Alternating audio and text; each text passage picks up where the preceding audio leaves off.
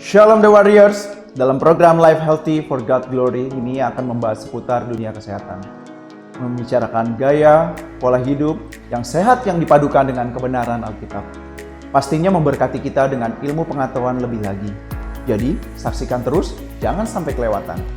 Dan juga jangan lupa untuk like, subscribe, dan juga berikan komentar atas tanggapan kalian di bawah ini. Kalau mau bertanya juga boleh langsung ditulis di dalam kolom komentar. Bapak Ibu Saudara yang mau memberikan dukungan kepada pelayanan kami ini juga bisa disalurkan ke rekening di kolom deskripsi di bawah ini. Yuk kita saksikan.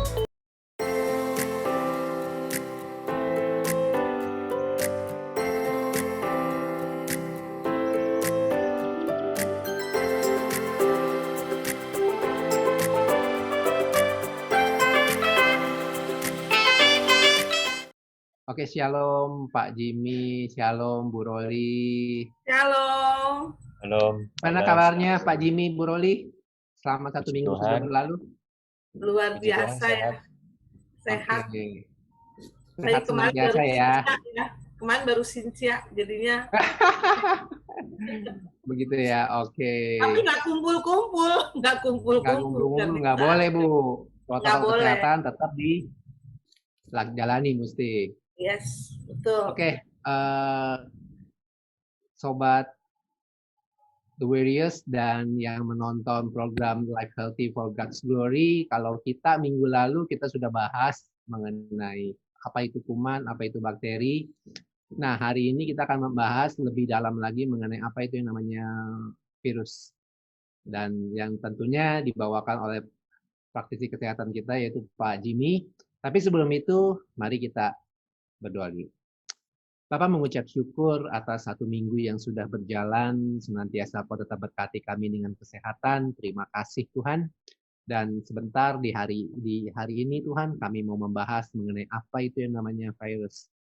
Dan kita percaya bahwa virus corona salah satunya termasuk dalam kumpulan virus. Sehingga kita dengan belajar apa itu virus, kita bisa lebih mengerti sifat, ciri, mungkin karakteristik daripada virus tersebut.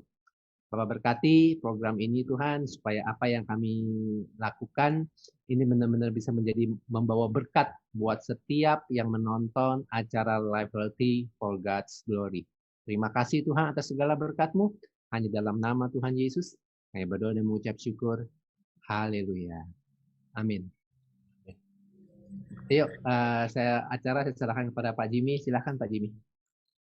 Baik, saudara-saudara, kita tidak membuang waktu banyak. Kita akan lanjutkan materi kita. Oke, minggu lalu kita terakhir sampai di sini ya. Tentang bakteri. Salah satu bakteri yang baik untuk tubuh kita adalah bakteri Lactobacilli. Ya. Untuk hari ini, kita akan lanjutkan tentang bakteri. Oke. Bakteri baik ini hidup di usus. Yang dimaksud adalah bakteri Lactobacilli tadi. Nah, fungsinya apa? Ia membantu tubuh menggunakan nutrisi dalam makanan yang dimakan. Ia juga membuatnya menjadi limbah dari apa yang tersisa. Jadi, tidak semua bakteri itu jahat. Ada yang baik, bahkan dibutuhkan oleh tubuh. Ya bayangkan kalau misalnya tidak ada bakteri yang baik, apa yang terjadi dalam usus kita? Siapa yang mengolahnya menjadi limbah? Pasti akan tertimbun. Dan kita akan yang namanya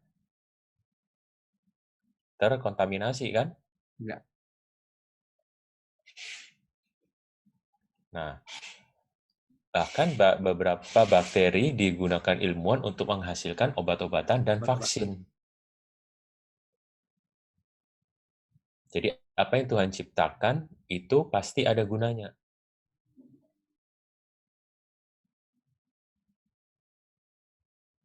Ya. Jadi kita sudah mengerti ya tentang bakteri. Ya, untuk selanjutnya kita akan lanjutkan materi kita tentang virus.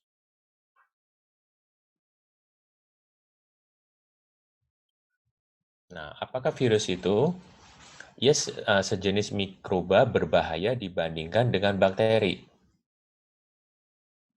ia dapat berkembang biak dan mereproduksi. Nah, ini yang perlu kita catat dan ingat ya, bahwa virus perlu berada di dalam sel hidup untuk terus tumbuh dan bereproduksi. Ya, jadi jelas ya, ini di dalam sel hidup. Jadi di luar itu dia tidak bisa hidup.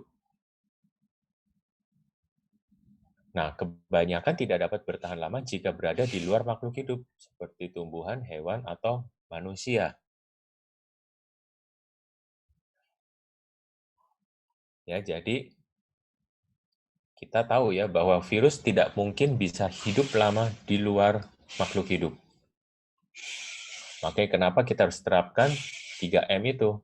Salah satu apa? Menjaga jarak.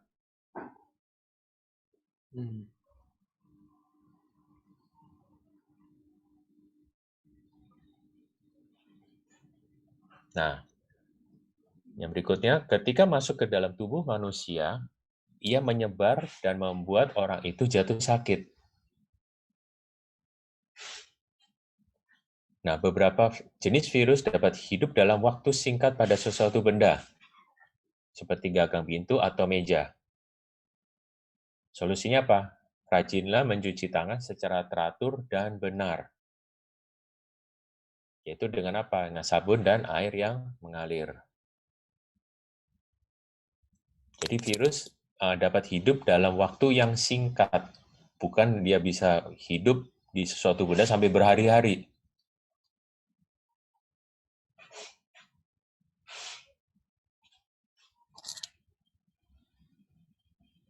Sebelumnya ada yang mau ditanyakan?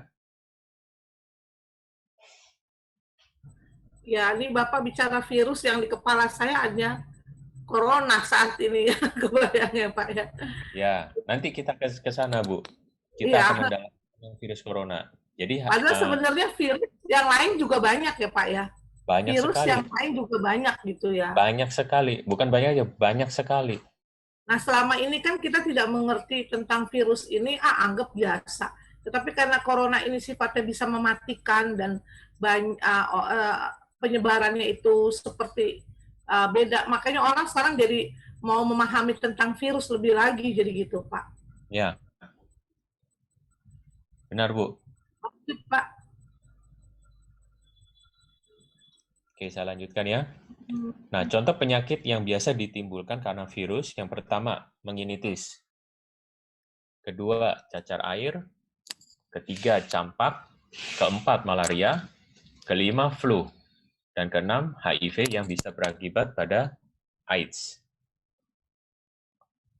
Nah, penyakit ini dapat diobati dengan antivirus. Salah satunya apa? Vaksinasi. Jadi sebenarnya banyak sekali penyakit yang... Antivirus itu vaksinasi maksudnya gitu ya, Pak? Ya, vaksinasi. Nah, oke Pak. Saya ambil contoh tuh Pak, flu. Dulu nih, kita nggak bicara tentang corona sekarang ya. Waktu dulu kalau kita hacim, bersin, batuk gitu ya, pokoknya flu sampai meler gitu ya. Itu kadang kita minum obat warung aja, misalnya sebutlah misalnya Neosep ya, atau Decolgen gitu. Nah, itu bisa sembuh Pak, atau minum vitamin C. Apakah obat itu membunuh virusnya atau gimana maksudnya Pak? Tidak, Bu. Dia hanya meredakan, Bu. Meredakan. Meredakan tapi bisa hilang ya Pak ya, bisa sembuh. Karena apa? Kalau kita minum obat itu, apa yang terjadi pada tubuh kita? Kita akan merasa ngantuk. Ya. Nah, ketika kita beristirahat, di sanalah antibodi kita melawan. Makanya orang kalau flu disarankan oleh dokter atau ahli medis untuk beristirahat. Betul kan? Makan makanan yang bergizi dan istirahat. Jadi bukan virusnya yang mati ya, karena antibodi kita yang naik gitu ya Pak? Ya, antibodi kita yang ini, Bu. Virus tidak bisa dibunuh, Bu.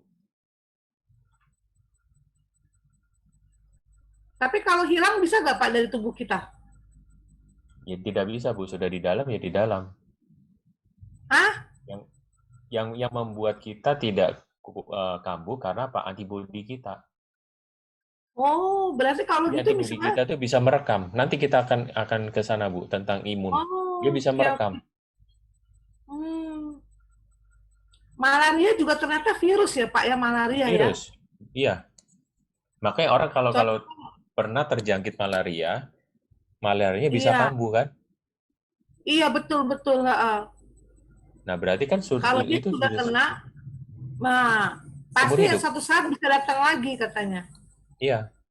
Nah, itu sudah salah satu bukti bahwa virus tidak bisa dibunuh. Oke, oke. Bentuknya virus apakah selalu sama Pak? Beda-beda, Bu, macam-macam, Bu. Oh iya, boleh Pak lanjut Pak. Itu. Oh, habis. Wah, Cepat ya. ya Jadi Pak. gitu, Bu. Jadi virus itu yang bisa melawan itu antibodi kita. Makanya Banyak-banyak kenapa yang dokter selalu beristirahat. menyarankan, Ya, dokter selalu menyarankan apa? Untuk menaikkan imun kita dengan berolahraga, makan makanan yang bergizi, tidur yang cukup, ya kan, rajin berolahraga. Nanti kita akan belajar, Bu, tentang 5M. oke oke Pak. Jadi Ya, kalau saran saya, kita menerapkan bukan hanya 3M, namun 8M. ya, Ya, kita menerapkan 3M, menjaga jarak, ya kan, memakai masker, mencuci tangan rajin, tapi tubuh kita tidak dijaga dengan baik. Betul kan? betul. Iya Pak. Akhirnya kita jatuh sakit dan mudah terpapar virus corona. Nah, nanti kita akan belajar setelah kita mendalami tentang virus corona ini dan sebagainya, kita akan belajar itu 5M-nya itu apa. Iya, Nah, itu memang penting sekali.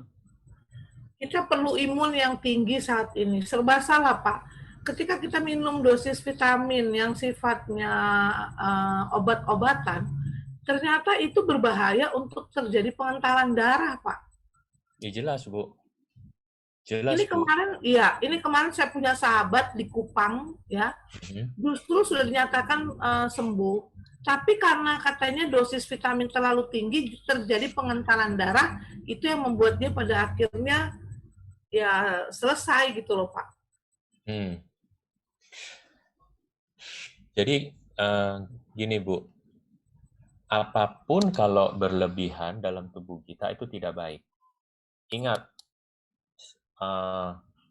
satu kalimat yang ada di doa Bapa kami. Berikanlah kami makanan Yang secukupnya. secukupnya. Nah, itu sangat dalam artinya. Ya memang benar Pak, cuman di dalam situasi saat ini memang perlu dosis vitamin tingkat tinggi ya. Kalau memang misalnya itu, ya mungkin alangkah baiknya sih kita meminumnya ya. Contoh nih, saya juga punya keponakan kerja kan dia harus minum vitamin. Saya bilang ya minumnya ya berjarak. Jadi nggak bisa setiap hari walaupun kita sehat, kita hajar vitamin C 1000 mili, 1000 mili, 1000 mili. Itu berbahaya sekali ternyata, Pak. Ya, itu overdosis namanya, Bu. Tubuh kita tidak dirancang untuk menerima jumlah yang berlebihan. Maka di doa Bapa kami, berikanlah makanan kami secukupnya, bukan sebanyak-banyaknya. Iya. Betul kan? Iya, iya. Makanya lebih baik alami makan buah aja ya, Pak ya. Kalau memang mau Kalau ada vitamin pilihan, C makanlah yang tinggi, alami. makan yang alami, buah aja gitu ya, Pak ya. Kita sudah belajar kan tentang Iya. Adama, tentang tanah di awal itu, ya itulah.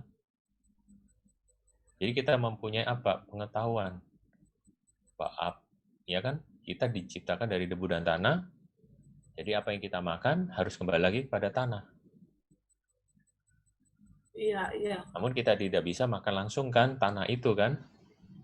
Makanya Tuhan ciptakan tumbuh-tumbuhan. Yang berbiji itulah akan menjadi makananmu.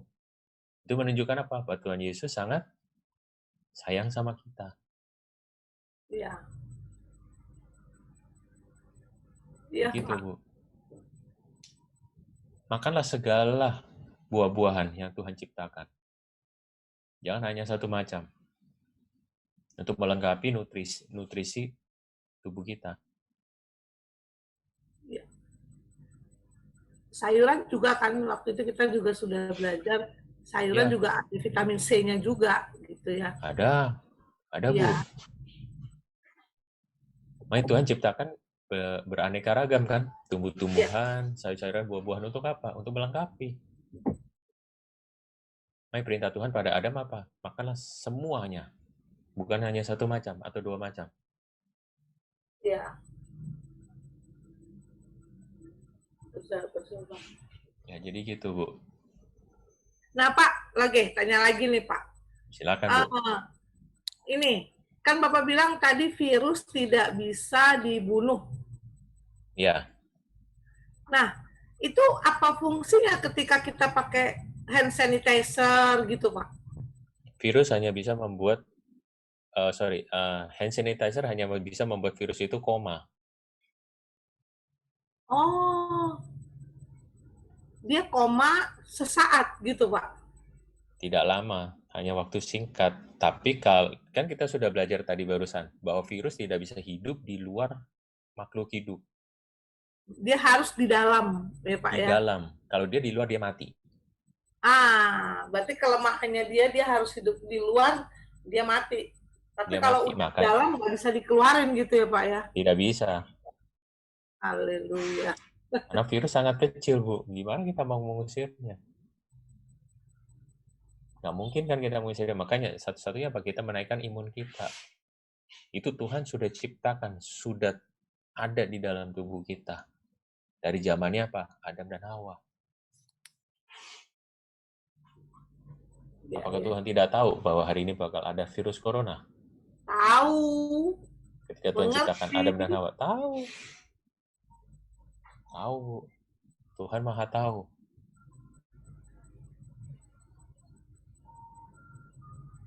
Itu. Pak Jimmy, mau nanya dong, Pak. Silakan. Itu kan dikatakan tadi oleh Bapak bahwa yang namanya virus itu cuma ya dia bisa masuk ke dalam tubuh kalau tubuh kita antibodinya sedang kurang fit lah, sedang nggak dalam kondisi yang prima mungkin ya Pak ya. Ya. Nah, kita kan sudah sering kali mendengar bahwa orang-orang yang terkena virus HIV itu kan lebih kepada seseorang yang melakukan kontak seksual dengan lawan jenisnya yang terkena HIV gitu loh Pak. Dan sudah dipastikan itu pasti kena, ya kan? Ya. Nah itu bagaimana Pak? Sedangkan apakah ada virus-virus tertentu yang dimana nggak perlu antibodi yang kuat, tapi begitu sudah masuk ke dalam tubuh kita udah pasti kita kena? Kayak seperti virus HIV itu Pak. Jadi gini, virus apapun kalau sudah masuk ke dalam tubuh kita, dia sudah mereproduksi di dalamnya. Nah, kembali lagi pada pertanyaan Pak Les tentang HIV. Nah, virus HIV itu ditularkan atau ditransmitkan itu melalui darah atau cairan sperma atau cairan vagina. Oke. Ya, tidak selalu berlawan jenis, sesama jenis pun bisa. Ya kan? Juga bisa melewati apa? Suntik. Bekas suntik, biasa orang bermain narkoba, ya kan? Iya.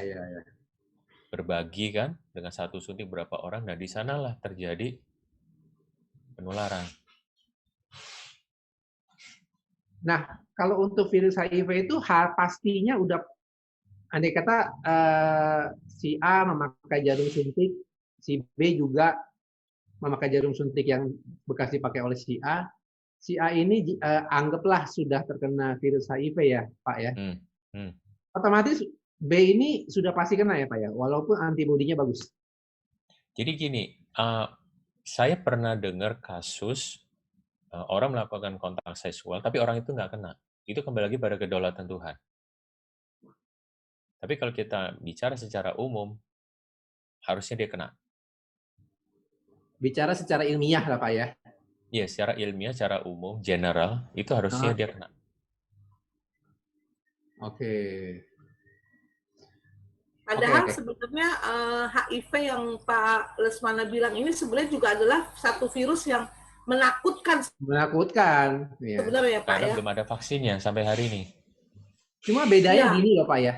Mungkin yang membuat virus corona itu lebih apa sih? Lebih nge-booming karena kan efeknya dari terkena langsung meninggal itu rentang waktunya cepat gitu loh. Hal yang Jadi berbeda gini, kalau HIV ya Pak ya. HIV kan jadi butuh gini, tahunan. nanti kita akan belajar tentang virus corona. Sebenarnya setelah materi ini. Tapi nggak apa-apa saya jawab. Kenapa virus corona begitu menakutkan? Itu dua faktornya. Satu, tingkat penyebarannya begitu cepat. Cepat ya. Kedua, tingkat keparahannya. Jadi mulai terpapar sampai mulai ada gejala. Itu yang membuat virus corona ini menakutkan. Sedangkan kalau HIV, itu tidak tingkat penularannya itu tidak seperti corona. Kalau corona kan melewati pernafasan. Ya. Dari air liur kan, dari percikan ludah atau droplets. Nah, sedangkan kalau HIV itu harus melewati yang tiga cairan itu kan, darah, sperma, dan air vagina. Tiga ini. Makanya kenapa HIV tidak begitu menakutkan, tapi mematikan. Ya, jadi beda tipis. Menakutkan dan mematikan. Iya sih. Sama mungkin efeknya kali ya Pak ya. Efeknya kalau corona kan dari terkena positif sampai ke meninggal itu rentang waktunya sempit sekali, cepat gitu. Iya. Ya, karena tingkat kan, keparahannya. Pelan HIV tapi itu, pasti. Benar. Kalau HIV kan butuh waktu lama, sama kayak rokok ya Pak ya. Rokok itu kalau kita lihat di himbauan pemerintah kan, dilarang merokok karena resikonya kanker macam-macam. Tapi itu ya tetap diabaikan aja karena efeknya nggak langsung mematikan. Cuma kalau langsung mematikan, orang mikir juga. Mei, saya sebut apa? Ya. Ngomong mengenai rokok nih Pak Les. Saya mau tanya, apabila dia itu OTG, ya, dia OTG, dia terpapar sebenarnya tapi dia kuat, terus dia melakukan rokok, asapnya kita hirup nih orang biasa, itu bisa terjadi penularan nggak Pak? Kalau untuk penularan corona ini? Ya. Yang menularkan bukan asapnya Bu, tapi dropletnya. Ketika dia meniup keluar tuh, ludahnya itu yang membuat kita tertular, bukan asapnya. Berarti tapi waktu dia keluarkan asap itu ludah dia ikut nggak Pak di asap itu sebenarnya? Jelas Bu, namanya juga ditiup Bu. Nah berarti kalau waktu kita hirup asapnya dia bisa kena kita dong Pak? Bukan asapnya Bu, dropletnya. Iya si dropletnya. Ya. Nah droplet itu kan lewat asap. Nah kan kita yang kita hirup kan asap rokoknya itu kan Pak, itu bisa kena ya Pak? Betul. Bukan asapnya Bu, kembali lagi bukan asapnya Bu, ludahnya Bu. Jadi waktu dia mengeluarkan asap itu, ludahnya ikut keluar dan kita menghirup asap dan ludahnya. Yang membuat tertular bukan asapnya tapi ludahnya. Wah, makanya saya nggak salah dong kemarin itu orang tidak bisa hidup di asap rokok. Dia harus dimakan. Sel hidup. Yaitu air liur kita. Gitu Bu. Iya.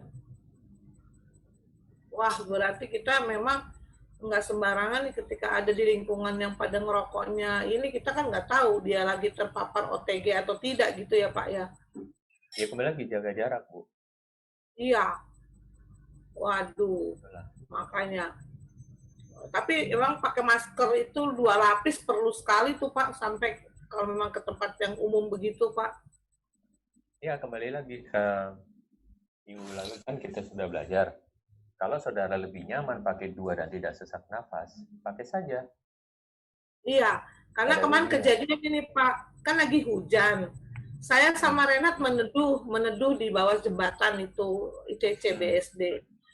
Waduh, itu orang pada buka, pada ngerokok, tahu gak? Saya langsung ambil kejar, bahkan saya bilang, tolong dong kamu jangan ngerokok, tolong kamu pakai maskernya gitu ya. Terus orang itu sedikit ada gimana, saya bilang, pakai nggak? Saya bilang itu. Wah, saya benar-benar, Pak, pakai nggak kamu? Saya bilang, bukan Pak, saya mau, waduh, belum tanya Pak Jimmy ini bagaimana. Itu kan namanya orang di bawah kolong itu kan pada dingin, pada ngerokok kan banyak sekali. Akhirnya ya udahlah, daripada saya begitu, saya ajak anak saya untuk menghindar pergi, mendingan seperti itu sih Pak. Ya benar Bu, lebih baik kita menghindar karena kalau merokok ketika dia mengeluarkan asap kan ludahnya ikut keluar. Betul kan? Karena dia meniup. Ya kan? Karena dropletnya itu mengikuti asapnya. Sebenarnya bukan asapnya, tapi ada droplet di dalamnya itu. Ya. Oke. Makanya saya sih lebih aman pakai 2 masker, Pak. Memang, Pak. Saya pakai yang itu dia, terus mungkin yang kain di luar. Seperti Pak Jimmy bilang, yang penting kita nyaman, tidak merasa sesak, ya it's okay lah gitu. Ya. Contoh kayak saya pribadi, saya pakai masker dan pelindung muka. Saya lebih percaya diri dengan pakai 2 pelindung itu. Jadi saya pakai. Awal memang tidak nyaman. Iya. Tapi udah terbiasa sih, Pak. Ya. Karena ukuran dari virus itu sangat kecil. Oke, Pak. Virus yang masuk itu kecil itu banyak gitu ya, Pak ya? Kecil tapi dia banyak gitu ya? Pasti, Bu. Banyak sekali, Bu. Lanjut, Pak Les. Pak Jimmy, kalau tadi kan dikatakan bahwa virus itu cuma bisa, dia nggak bisa hidup di makhluk, di benda mati ya Pak ya? Ya, jadi bisa dikatakan hanya di benda yang hidup yang dia bisa. Nah, berarti logika saya kalau si penderita COVID dia punya hewan peliharaan baik kucing atau anjing, kucing dan anjing ini kan makhluk hidup, ya kan? Nah, mungkin dia dropletnya kena si siapa anjing, baik di kulit ataupun di hidungnya itu kucing atau di hidungnya itu anjing. Habis itu ada tamu datang, megang itu kucing, apa tuh hewan peliharaannya dan nggak sengaja begini, bisa juga dong Pak? Oke, saya ngerti maksudnya. Jadi gini, kita tidak tahu secara pasti ya 100% kalau droplet itu keluar dari tubuh kita, itu berapa detik virus itu akan hidup. Yang pasti dia tidak lama, dengan waktu yang singkat. Nah, misalnya contoh, droplet yang mengandung virus corona itu menempel pada hewan. Nah, dengan waktu singkat itu dengan sendiri akan mati. Oke. Jadi tenggang waktu orang lain memegang hewan itu dan megang hewan itu bermain terus dia megang lagi ke mukanya atau apa. Nah, itu kita tidak bisa secara pasti bahwa itu pasti aman. Baik, kembali lagi, ya kan? Kita biasakan apa? Jangan sering-sering memegang muka kita. Kalau tangan kita ini kotor. Jadi biasakan budaya bersih. Dan ingat saudara, bersih tidak ada ruginya bagi kita. Oke. Ya, baik bersih secara rohani maupun jasmani, tidak ada ruginya. Betul, setuju Pak. Main dengan virus corona pandemi ini kita belajar untuk apa? Membersihkan segala hal. Betul. Baik secara jasmani maupun rohani kita. Jadi kita ini apa? Diangkat untuk naik level.